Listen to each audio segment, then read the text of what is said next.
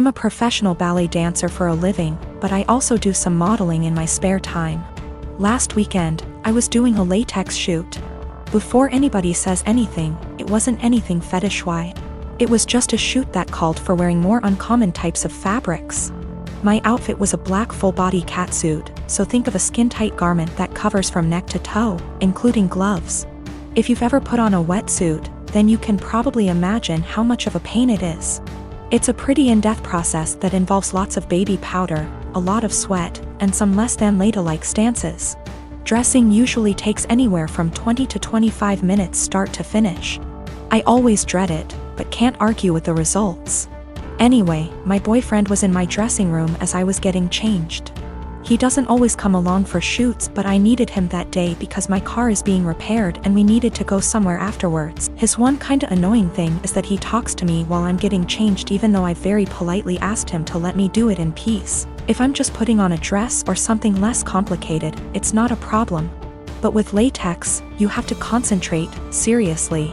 My facial expression is pretty similar to when I'm doing heavy leg presses or squats at the gym, so that the garment slips on correctly and, more importantly, you don't rip it. It's very easy to tear if you're not careful. And a full-body catsuit can cost upwards of $700 to $800 minimum. So as I'm struggling, may have been on the floor on my back with my feet up on a chair, pushing my butt up to get the garment over my hips, he won't stop talking. Come on, girl, you got this. Do you want help? I don't think you put on enough baby powder. Babe, you got this, get that big ass in there. And I politely asked him several times to just let me concentrate. He responds by saying, relax, I'm just trying to help, before patting me on the butt. I'd had enough. I demanded he stand outside because he was being super distracting and I couldn't afford to rip the garment. I didn't ask him to help because there's a technique to getting latex on and he doesn't have it. He got all pissy and was like, whatever, maybe you need a bigger size anyway, before leaving the shoot completely and taking the car. I had to get an Uber home after the shoot. On one hand, I was getting super frustrated, I was hot and sweaty, and combined with my kinda short temper, I was getting pissed off that I couldn't get the suit on. On the other hand, I asked him multiple times not to comment or distract me. And I never indicated that I was in the mood to be touched. My ex and I divorced 3 years ago. She was cheating, but at this point I don't care about the relationship anymore. The pending lawsuit has nothing to do with her or him, but rather their actions. My ex and I have a son 13M that we split time with 50//50. He's a great kid that interests have changed a lot tbh as I imagine more kids / teenagers tend to do through the years. One thing my son was heavily into at some point was Legos. He used to play with them all the time, and personally I think they're a great toy for different reasons. I used to love playing them with him, and to this day I still collect boxes that I leave unopened as a collection. Well, when my ex and I divorced, she got with someone who loved Legos more, I guess.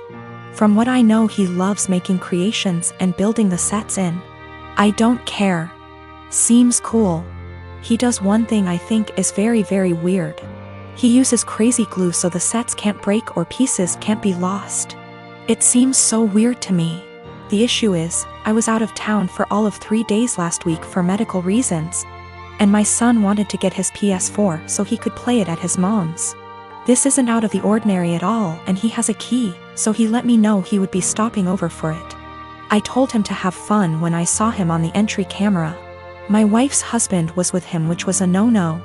I told him via speaker to not go in and to wait on the porch. He flinched but walked in anyway. I sent my ex a text telling her to call him and tell him he's 1 minute away from a cop call. He left my home with a bag in hand, which I didn't think much of because my son had his games too.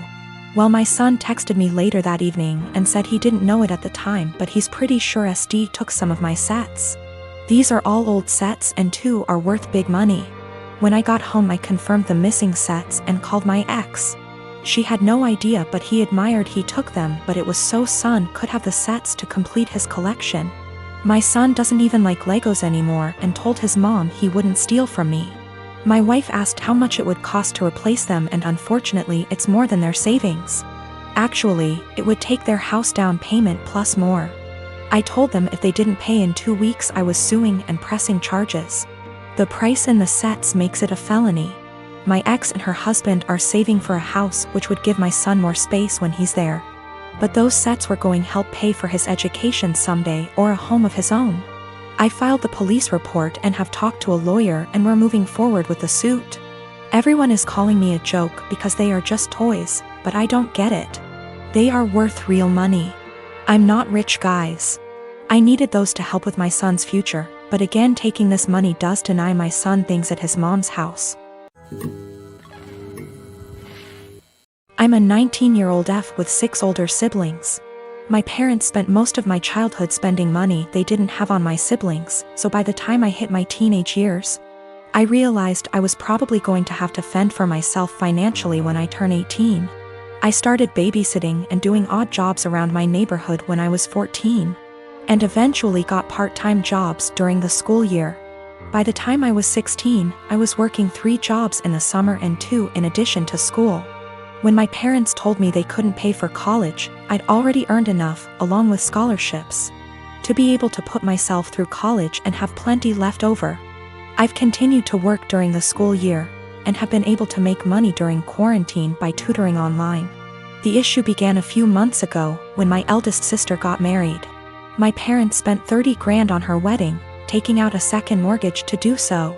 To make matters worse, my dad was furloughed 6 days after the wedding. They'd effectively dug themselves into a hole they couldn't get out of. 2 weeks ago, my mom texted me for the first time since the wedding. She didn't say hi, ask how I was, or make any small talk. She just said, "Your dad and I need a favor. When can we call you?" I'd expected this. None of my elder siblings are doing well financially, and they've exhausted all other loan options, both from family and the bank. I figured they would text me, ask me to loan them a few thousand, and promise to pay it back when they could figure things out. I was absolutely willing to pitch in a few thousand, and had even considered giving them some of my tutoring jobs so they could make some extra cash. I was not, however, expecting them to demand I give them all the money, close to $40,000. I'd made from the ages of 14 to 18. The exact statement my mom had made was, "You made that money under our roof. We were the ones who allowed you to work, so you only have it because of us anyway. We bought you food and clothes for 18 years. That money is only a fraction of what you owe us," and so on.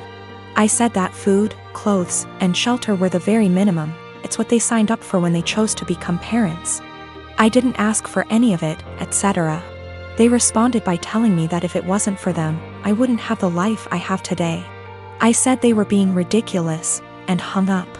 Since that day, both, along with 2 of my siblings, have continuously hounded me about giving them what is rightfully theirs. My siblings, who have never been asked to give them money, are still professing that it's my job as their kid to take care of them. I told them they wouldn't see a cent of my hard-earned money, and have no right to make such a request. I'm torn. I feel awful for refusing to help them out, but on the other hand, this was their fault. I feel I shouldn't be responsible for fixing their mess. I manage a team of employees in a very specialized industry. The employees are hired on 2-year contracts that are mostly automatically renewed. Salaries are fixed for the duration of the contract, but raises are negotiated at time of renewal.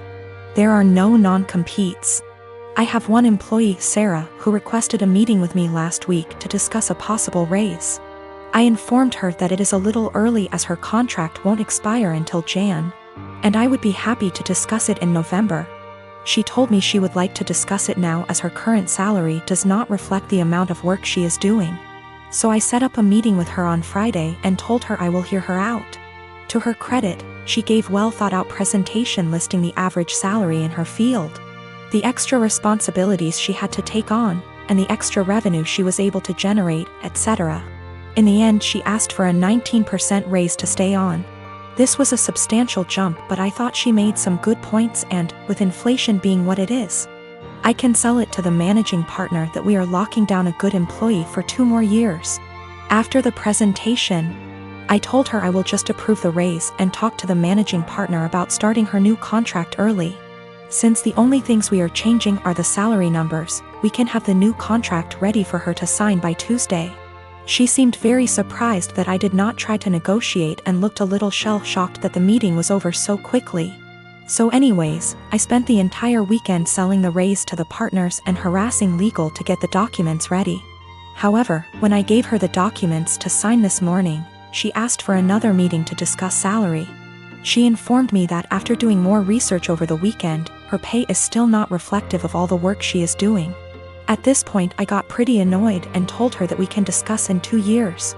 I thought that was the end of it, but after lunch she came to my office with 3 offers letters she received from our competitors. One in our city with a salary that is 2 to 3% higher, and 2 from other states that are 8 to 9% higher. She asks for the new salary to at least match the competitor in our city to stay. At this point I got very frustrated and told her that she is now free to work for our competitor, because her contract with us will not be renewed. She called me in and left crying, immediately telling all her coworkers that I fired her for asking for a raise, which obviously caused quite an uproar. My wife thinks that I am the because I could have just said no. She probably had the other offers for a while and was never going to actually leave. She recommended that I offer her back the new contract. Anyways, I am contemplating going back to the office tomorrow and offering Sarah her new contract again. But I just felt like the relationship between us is ruined after this whole situation. Her currently contract is negotiated 2 years ago, which is why there is a discrepancy in pay with the current offers. There are also a lot of reasons for differences in salary even within the same city. Perhaps less PTO, maybe more responsibilities, maybe they lock them in the contract for 3 years instead of 2. Which is happening more and more now. Maybe they have a non-compete, or maybe they are better. I can't say. Her contract expires Jan, so she has plenty of time left at the company if she wants to finish out. Sarah is WFH today, so I sent her an email apologizing for overreacting yesterday, and informing her that she is an important member of our team and that I worked really hard to get her the raise she initially requested. The new offer still stands provided she return the signed contract to me today before 5 p.m. I would be happy to execute it immediately and get her sorted out before the next payment period. She emailed back also apologizing for her reaction yesterday and said that she enjoyed working here and feels like she really has an opportunity to grow. But she then ended the email asking if I would still be willing to reconsider upping the offer to match her other offer. At this point, I just can't even anymore. I basically ignored her email, and at 5:01 p.m. with no signed contract from her, I sent an email to the managing partner I was talking to all weekend. Hope this email finds you well. I am writing to inform you that Sarah has elected to decline the new contract as it is written. She has informed me that she received an offer from our competitor with a salary of XXX. I have attached a scanned document of the offer letter with this email for your convenience. She has requested that we match that salary to retain her services as our current offer is insufficient. As of right now, her contract expires January 22nd. Please advise on the next steps.